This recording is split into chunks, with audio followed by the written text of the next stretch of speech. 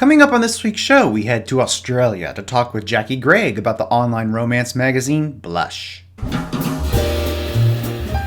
This is the Big Gay Fiction Podcast, the show for avid readers and passionate fans of gay romance fiction. Each week, we bring you exclusive author interviews, book recommendations, and explore the latest in gay pop culture. Welcome to episode 197 of the Big Gay Fiction Podcast. I'm Jeff from JeffAdamsWrites.com, and with me, as always, is my co-host and husband, Will Knauss. Hello, everybody. This episode of the podcast is brought to you in part by our remarkable community on Patreon. A big thanks to Kelly for joining us. We'll have more information on how you can join everybody at the end of the show, along with a sneak peek of what we have coming up for you next week. Welcome back, everybody. Another week, another episode. We've got lots of great stuff planned. Shall we get right to it? I think we should. Yeah. So one of the things I got to do this past week was go to one of my favorite places in Sacramento, the Lavender Library, to see Frederick Smith and Chaz Lamar read from their book, In Case You Forgot.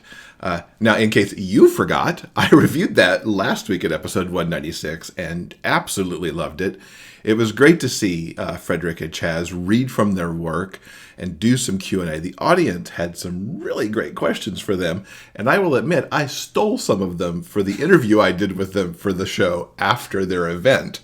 And you'll be able to catch that interview coming up in late August. In the meantime, if you'd like to see a bit from their reading, and they both read the first chapters from the book, I recorded that for Facebook Live, and we'll have the link in the show notes where you can check that out, or you could just get it at facebook.com/biggayfictionpodcast. Fantastic. Now, since we are in the summer season here locally in Sacramento, that means the Broadway. We have a really amazing local theater production company, Music Circus, and they have their summer season running at the moment, and just a few days ago, we saw their production of The Drowsy Chaperone. Drowsy Chaperone was on Broadway a couple of years ago. It is sort of a love letter to the weird and wonderful musicals of yesterday, primarily the outrageous kind of lesser-known stuff from the late 20s, early 30s. And essentially the show centers around a guy named Man in Chair, and we sort of just hang out with him as he plays one of his favorite Broadway cast recordings from a forgettable little show called The Drowsy Chaperone. And it's the whole production is essentially him walking us through this weird, wonderful piece of nostalgia, and it's funny and ridiculous and an absolute delight. And this particular production was just that. Yeah, I loved revisiting the show because we haven't seen it since its Broadway run, which I think was about 2006. Yep. 2007. Man in Chair in this particular production was portrayed by Bruce Vilanch, who some of you may know from Hollywood Squares, or you may have seen him touring in Hairspray, the musical. Often writes for the Academy Awards, and he was a delight as Man in Chair. And this production also, once again, made interesting use of the Music Circus's in-the-round production style, including managing to drag an entire airplane out onto the stage at one point, which was pretty incredible. In Somewhere on Mackinac by Jeff Adams, Jordan Monroe travels to Mackinac Island for the Somewhere in Time fan celebration weekend. Once there, he becomes attracted to local stable owner Miles Coulter. When Jordan learns the stable's in trouble, he wants to help despite Miles's resistance. As their relationship grows, he dreads the issues that face them. Can they forge a love as timeless as the romance in their favorite film? Find out in Somewhere on Mackinac by Jeff Adams. Available from DreamSpinnerPress.com, Amazon.com, and other ebook retailers. So this week for book reviews, it's a Heidi Cullinan palooza that we've got. And you're going to kick us off with one of her older titles. I want to talk about Nowhere Ranch. Admittedly, I'm a little late to the party when it comes to this particular book. When I posted online that I'd finished reading Nowhere Ranch, I got like a slew of responses. People were saying, oh, like, isn't it the best? And oh my God, it's my favorite Heidi book. So for the few of you who haven't yet experienced the sexy wonder of this particular cowboy romance, Nowhere Ranch is about a young guy named Monroe, Roe for short, and he is the prototypical lone cowboy who's just landed a job at Nowhere Ranch. And on one of his free nights, Roe travels several hours away to the nearest gay bar, and to his surprise, he runs into his boss, Travis Loving. And after some flirty banter and kind of sussing each other out, they realize they are both definitely into one another, and they spend one wild night together in Travis's hotel room. Roe tries to keep things professional with his boss, but Travis is just too damn irresistible, and after a trip to the rodeo, he gives in to his desires yet again. His hookups with Travis are so amazing that he begins to reconsider his no relationships policy. It's worth noting, when it comes to the bedroom, Roe likes things a little bit kinky, and Travis is more than willing to give him everything he wants. After a rough and raunchy tumble in a horse stall for his birthday, Roe is so turned on and literally so turned around that he just doesn't know what to do. Guys, oh my gosh, this book is incendiary. I'm no expert when it comes to Heidi's books, but the few that I have read have ridden that delicious line between sweetly romantic and utterly filthy. The kink explored in Nowhere Ranch isn't your mama's 50 Shades style slap and tickle. This is hardcore stuff in the best possible way. Anyway, so back to the story. Haley, the daughter of the ranch foreman, becomes fast friends with Roe, and it becomes her personal mission to tutor Roe so he can get his GED. And after learning some English composition basics, Roe writes an essay especially for his boss, entitled, "Why Travis Loving Should Fuck Me." What's wonderful about this is that the entire text of the essay is included as part of the story. It's sweet, and it's funny, and it leads to some more smoking hot sex for our two heroes. Unfortunately, the course of true love never did run smooth, and a letter from the family that rejected Roe years earlier forces him to kind of essentially examine what home really means for him, and home is definitely Nowhere Ranch. Some drama eventually forces Roe to make an unwanted trip to deal with the backwards, judgmental people he once called his family. But with Travis and Haley by his side, he sets things right and accepts who he is, and the fact that he is, worthy of his own happily ever after. There's a brief time jump at the end of the story to show us just how happy the happily ever after is for Roe and Travis. It's wonderfully schmoopy and surprisingly sweet for a story that is so dang filthy. And it just goes to show that in the hands of a very skilled author, kink doesn't have to equal dark or angsty. The story of these two hot and horny cowboys can be just as swoon-worthy as the lightest of rom-coms. So if you couldn't tell, I absolutely loved Nowhere Ranch, and I highly recommend it if you haven't read this title yet. That sounds super good. That going down that super hot kink path isn't usually my thing, but that sounds fun. And that essay? Yes, it's so adorable. It's worth noting, I think you're probably going to say this in your next review, the audiobook of Nowhere Ranch is, of course, read by Heidi Cullinan's longtime collaborator, Iggy Toma. Yeah. And it's really, really good. We love Iggy. And in fact, yes, the book that I'm doing is also Iggy. But this book is also on the other side of the Heidi Cullinan scale. The spectrum, if you were. Yes, the spectrum of Heidi. The Heidi spectrum. We've given you some new branding there, Heidi. Hope that's okay. Yeah, so tell us about The Doctor's Secret. So yes, I read one of her latest books, The Doctor's Secret, which is the first book in the Copperpoint medical series. This is... I loved it so. It's so sweet, this story between Doctor and his nurse. Now, the book had me at its cover design. It's very clean. There's this heartbeat EKG thing going along the top, and this super swoony looking handsome doctor. I snatched the audiobook out from under Will because Iggy Toma was doing the narration. It was at the top of my list, but no. Yes, I just went, can I have that? I read Kinky Cowboys instead.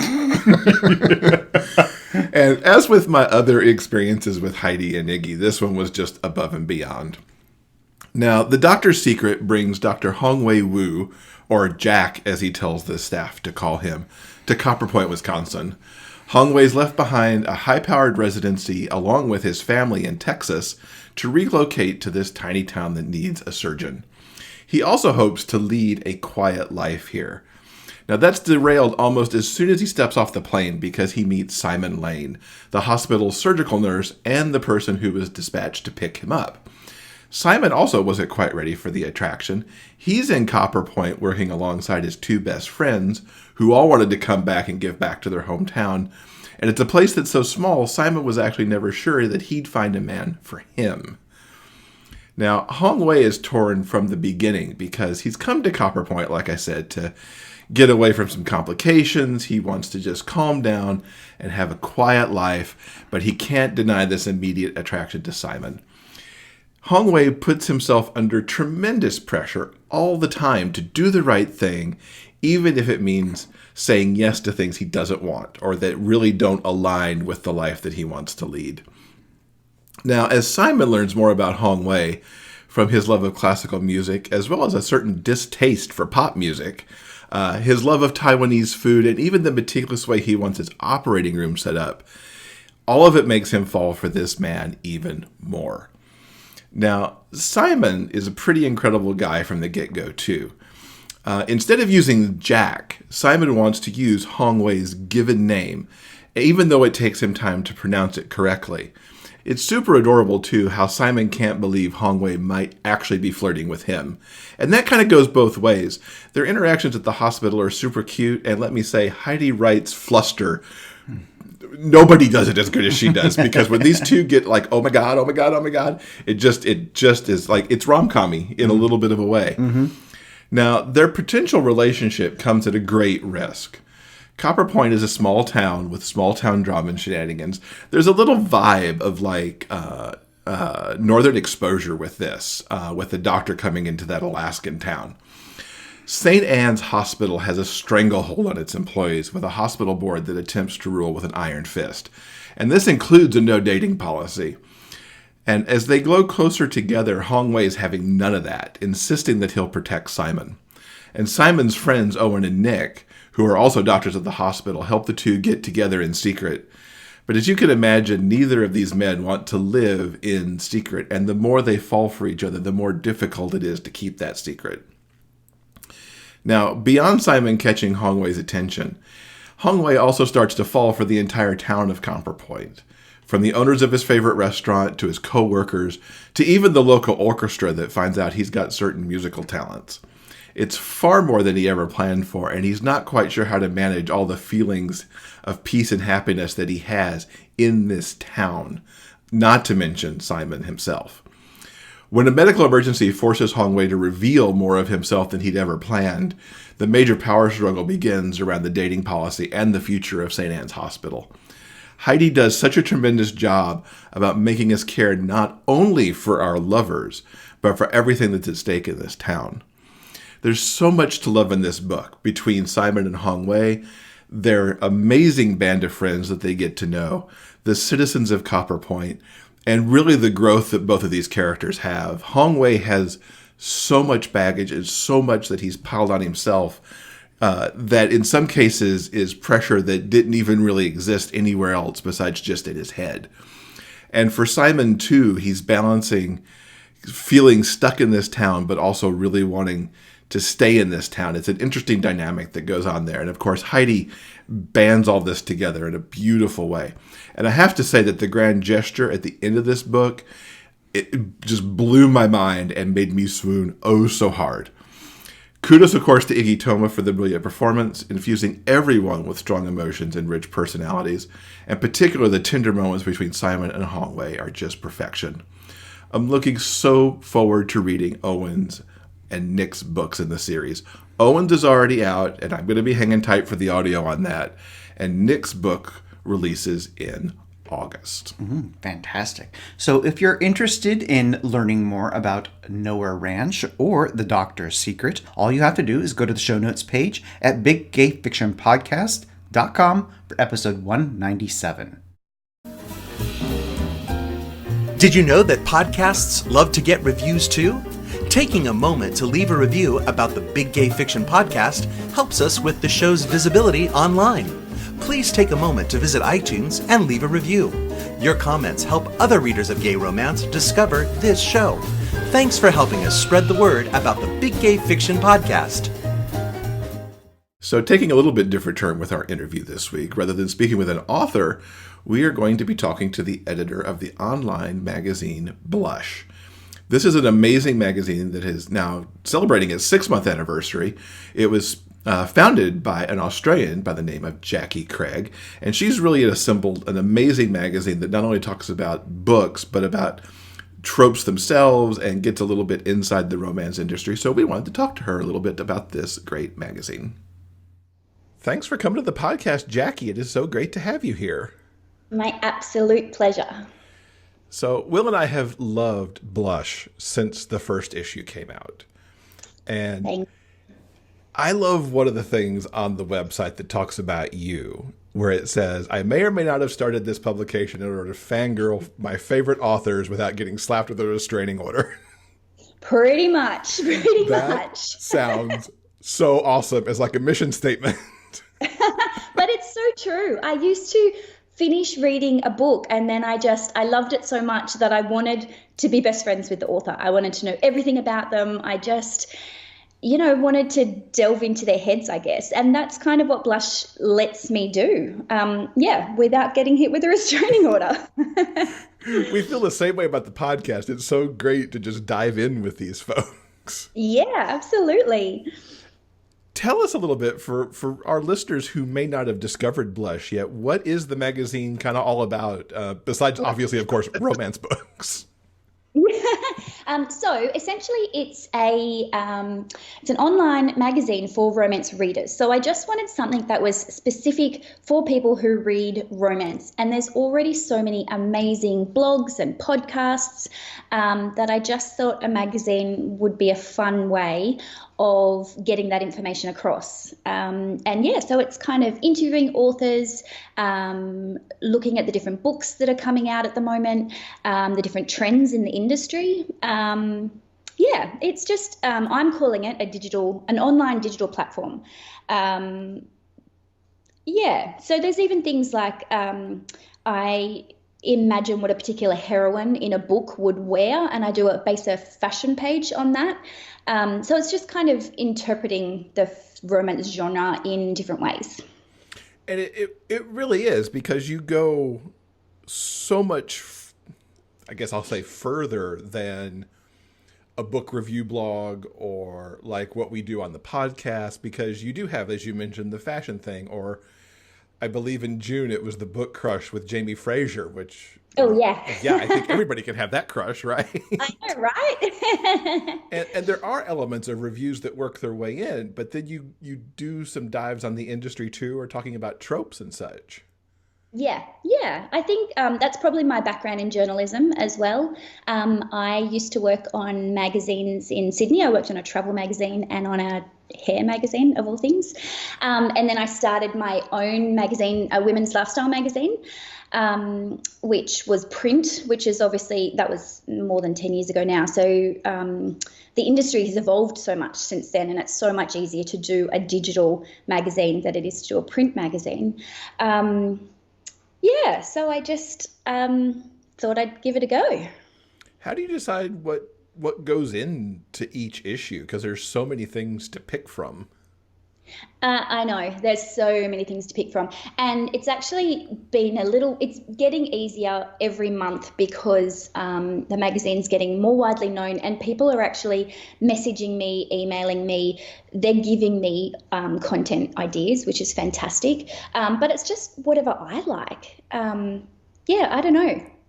Whatever I've been reading or what I've seen, or I am quite big on Instagram. I get a lot of inspiration there. Yeah, I enjoy watching your Instagram just because it's so creative a lot of the time. Well, I'm a graphic designer as well. So I see lots of cheeky quotes and things like that, and I just redesign them for my own purposes, which is so fun. Your July issue will have only been out a short time by the time this episode airs, what can readers find in July? So I'm super excited. In July, I have 3 authors that I definitely fangirl over. So I've got Eve Dangerfield. I've got an interview with her. I have an interview with Sarah McLean and an interview with Abby Glines. Wow, 3 of them all in the same issue. Yeah, well, in my very first issue, I had Beverly Jenkins and Kylie Scott, and I thought, right, I'm happy to finish this right now. I've reached my peak. Like that was epic for me. I couldn't believe. I think romance authors are so generous with their time and their knowledge, and they just it's just such a beautiful industry to be in. Yeah, it really is, because everybody, there's so many warm people who are just happy to tell their story and tell everybody about their books. Yep. Yeah. What are the regular sections that readers look for each month? So I generally start with a must-haves, which is just kind of products, bookish things that I would like to be spending my money on. I think in one issue I had a pair of cashmere socks that were like $110, and I had a girlfriend calling me. She said, "You didn't buy those, did you?" I said, "No, I didn't. I'd like to."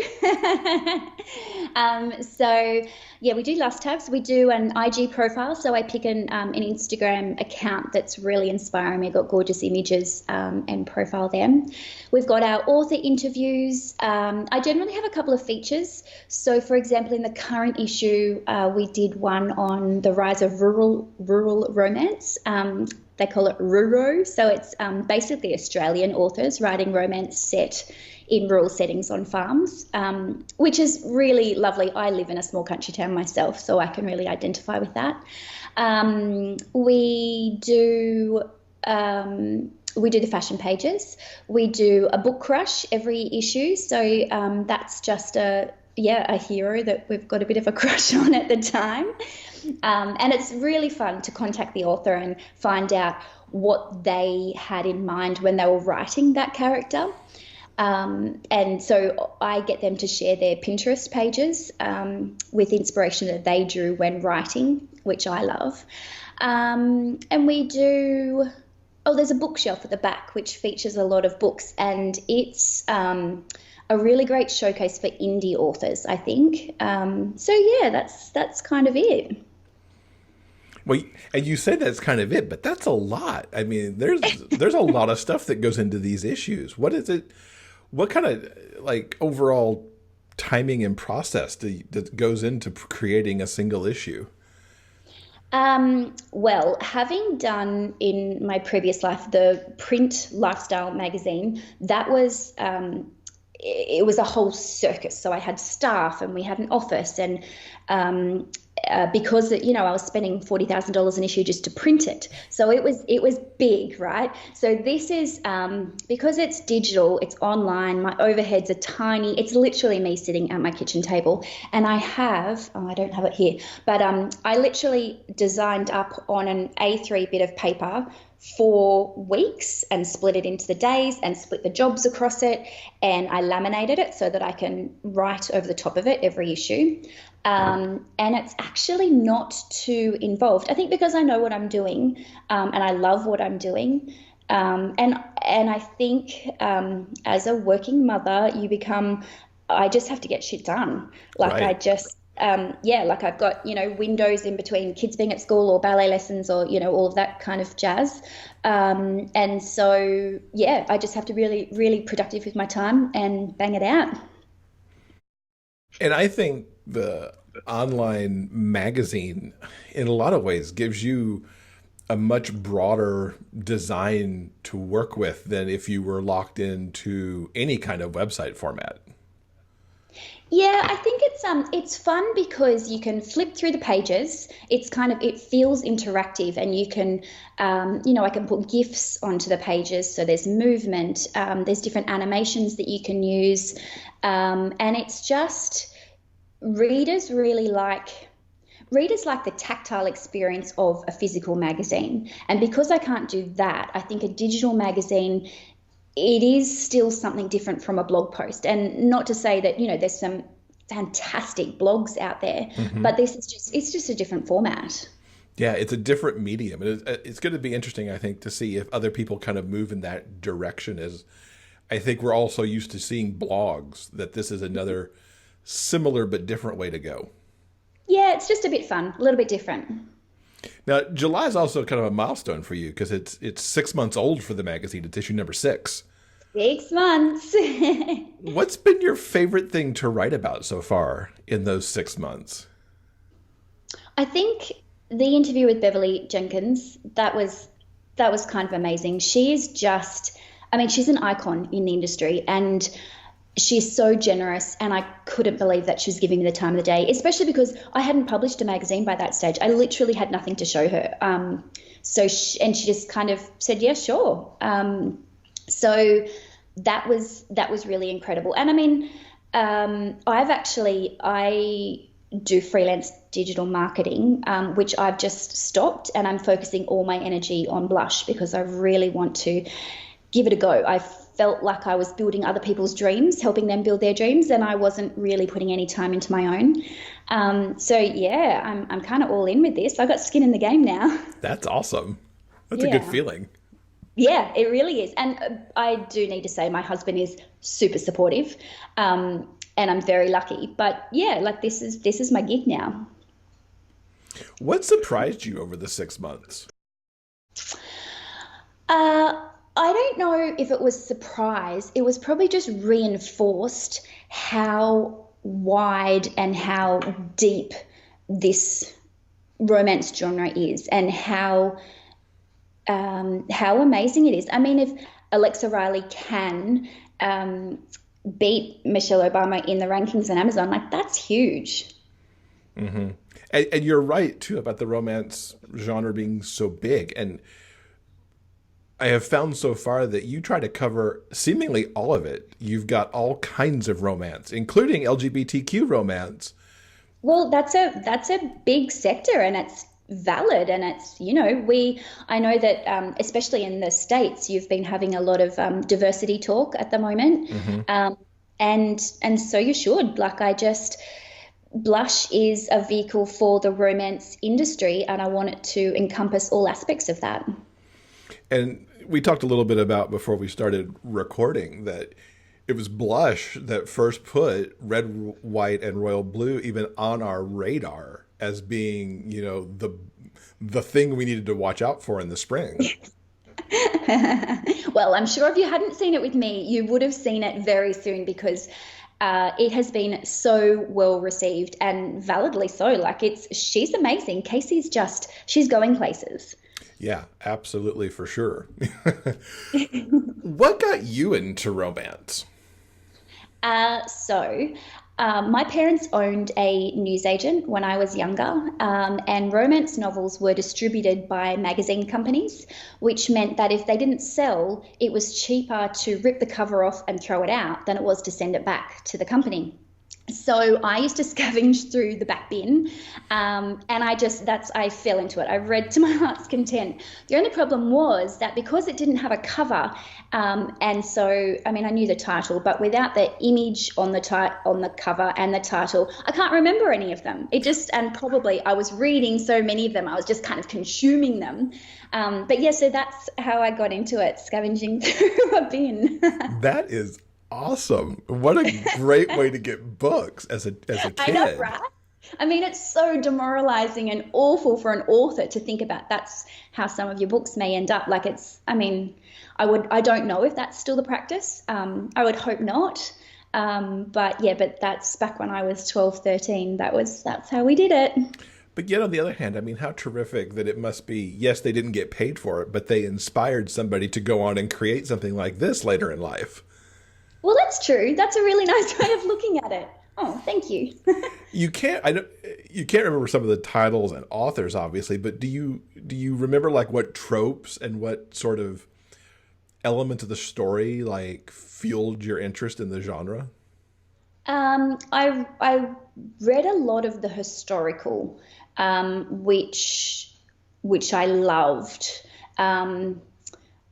But I think I stopped reading for a while, going through, high school and then university and got back into it with Kylie Scott, who's an Australian author who wrote a romance in a zombie apocalypse, which is very far removed from historical romance, but freaking awesome. She wrote 2 books and a novella and then found mainstream success with her rockstar romances. But she kind of got me back into reading romance. Her and Amy Andrews, who is another Australian author, and she's got a Sydney Smokes rugby series, which is a series of books set around a rugby team in Sydney.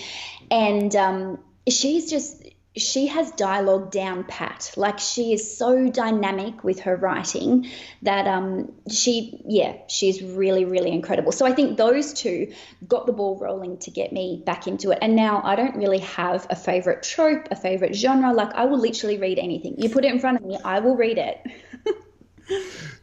That's awesome. I'm kind of the same way. Will has his kind of set thing where he likes contemporary, low angst, may take a few diversions off that path, but if I like the blurb, I'm at least game to see where it goes. Exactly. Yep, I'm with you. Now, since we are an LGBTQ romance podcast, what are some of your recents kind of in that genre?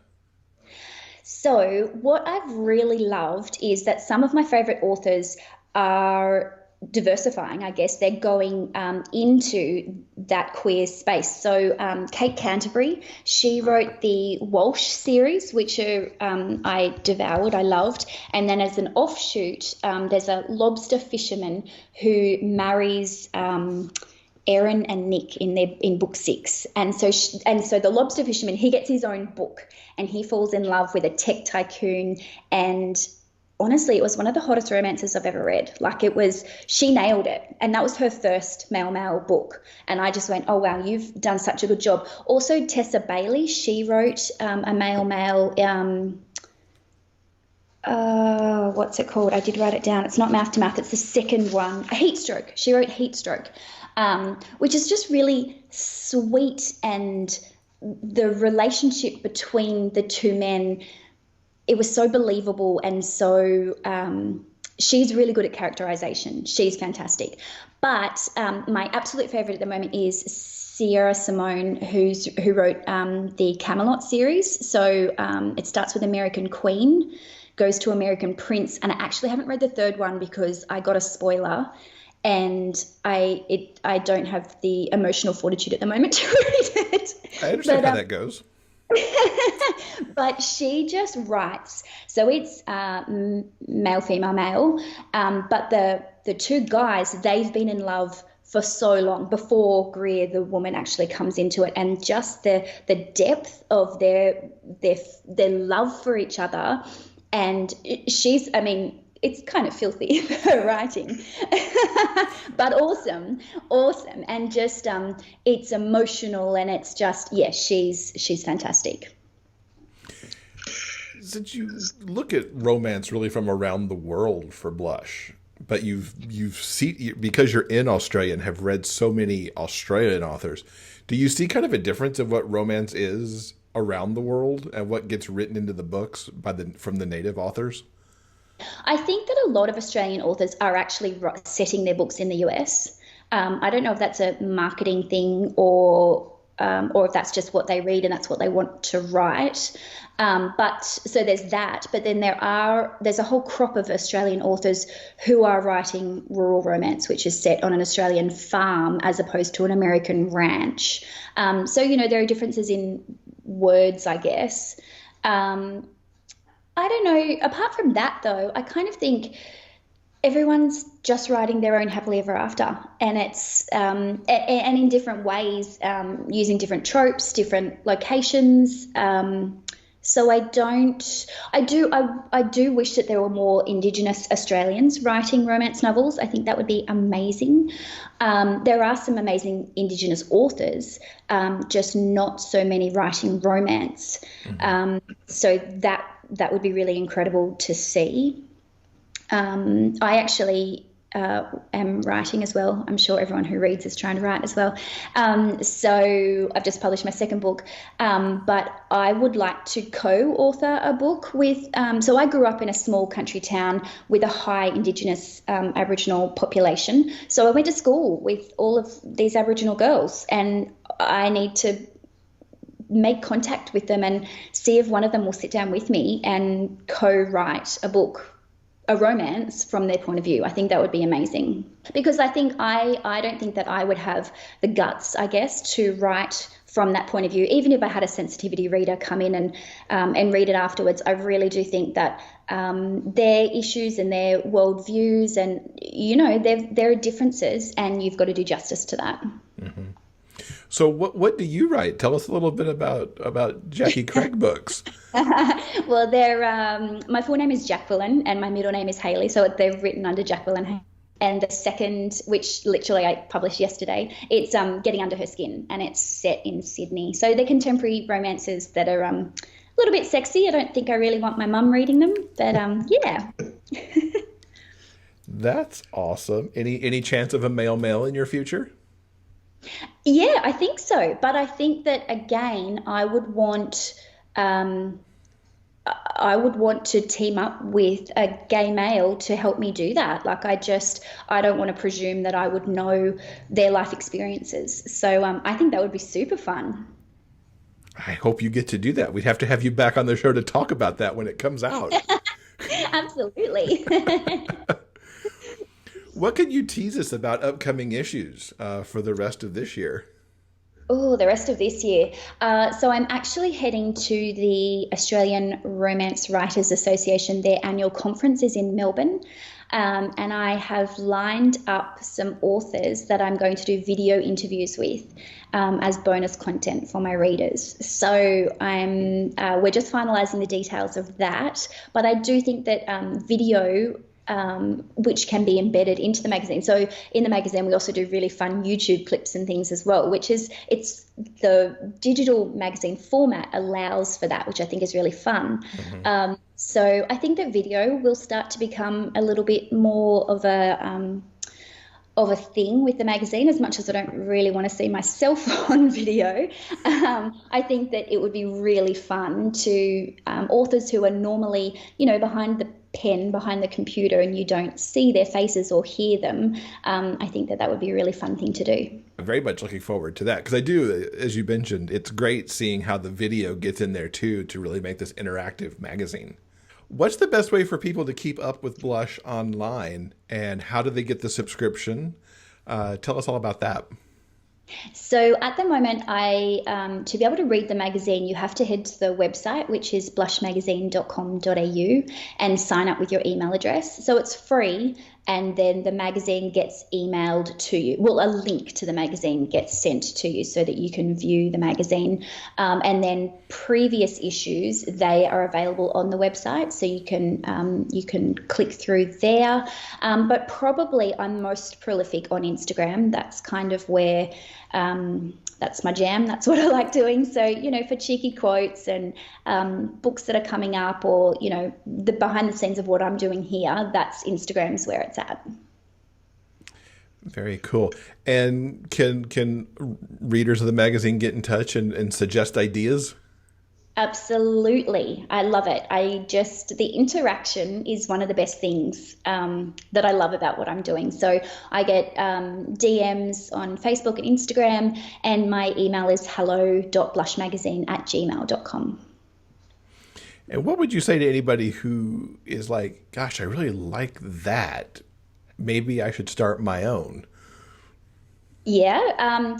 So I guess have a look at the different platforms that are out there to do a magazine on. I use ReadyMag, which I really love, but there's also Issue, which is ISSU, which I'm kind of looking at as I get bigger. That might be where I go, just because you can get more stats on what particular pages people are staying on longer, that kind of thing. So I guess just have a really clear view of what you want to put in your magazine. You've got to, and structure it like a real magazine. So go and get a physical magazine, and you need a contents page, and you know, an editor's letter, and and kind of build it from there. But just know that readers like continuity. So if you're going to start a section, you've got to kind of continue it. So have a really clear idea of what kind of content you want to do. I haven't done this, and I probably should have, is build up content so that you're an issue ahead of yourself. So that, you know, for timing, I guess that would make life easier. I like making things hard for myself. But yeah, and give it a go. Like, why not? It's so, compared to the money that I used to put into print publishing, digital publishing, there's barely any cost. So yeah, give it a go. Cool. Hopefully somebody will also take up the inspiration, because at least the way we feel in podcasts, the more podcasts, the better. The more magazines, the better. The more blogs, the better. Let's all talk about it. Build this industry. Yes, absolutely. Well, Jacqui, thank you so much for telling us about Blush. We're going to link up to everything we talked about, the authors and the magazine, in the show notes. And we look forward to see what comes out in future issues. Thank you so much for having me. It was just the highlight of my week. Thank you so much. Thank you once again to Jacqui for joining us for this week's episode. I think it was wonderful that we got a chance to kind of sit down and pick her brain about what it takes to put a magazine of that caliber together, like every single month. Absolutely. If you're not subscribed to Blush, you should definitely hit the links in the show notes to get yourself on that list. Just something I quickly wanted to mention, the book that Jacqui was talking about, the one by Kate Canterbury about a lobster fisherman and a tech tycoon, that book is actually called Fresh Catch, and I agree wholeheartedly with Jacqui. It's really amazing. In fact, I talked about how much I love that book in episode 177. So if you want to learn more about that, be sure and check it out. Now, this week's interview transcript was brought to you by our community on Patreon. If you'd like to read the interview for yourself, simply head over to the show notes page for this episode at biggayfictionpodcast.com. Yes. One of the things you should look for in the July issue of Blush, too, there's a great feature in there about love in the time of war. And this is one of the things I love so much about the magazine, because it'll take something like a trope or something and really deep dive into it a little bit. Mm-hmm. And I really like that article. Okay, guys, I think that's going to do it for this week's show. Now, remember, you can help support the Big Gay Fiction Podcast with a monthly pledge through Patreon. The additional support of our superfans helps pay for the cost of producing and distributing this show. Joining is super easy, and you'll get special access to monthly bonus episodes and the opportunity to ask questions of our upcoming guests. For all the details, simply go to the Patreon page at patreon.com/biggayfictionpodcast. Now, coming up next week in episode 198, we talked to Michael Vance Gurley about his new YA novel, Absolute Dragon, which is the first book in the Infernal Instruments of the Dragon series. Yes, it was wonderful talking to Michael. I've been working with him on this book for a while because I got to read it way back in the beta read stages. And, I don't read steampunk very often, but steampunk in this place, oh my God, I just loved it so much. So guys, remember, no matter where life takes you, the journey will always be sweeter when you have a book. Until next time, everyone, please keep turning those pages and keep reading. For detailed show notes and links to everything discussed in this episode, go to biggayfictionpodcast.com. New episodes are available every Monday at all major podcast distributors. You can also find us on YouTube. I'm Derek McLean. Thanks for listening. We'll see you next week.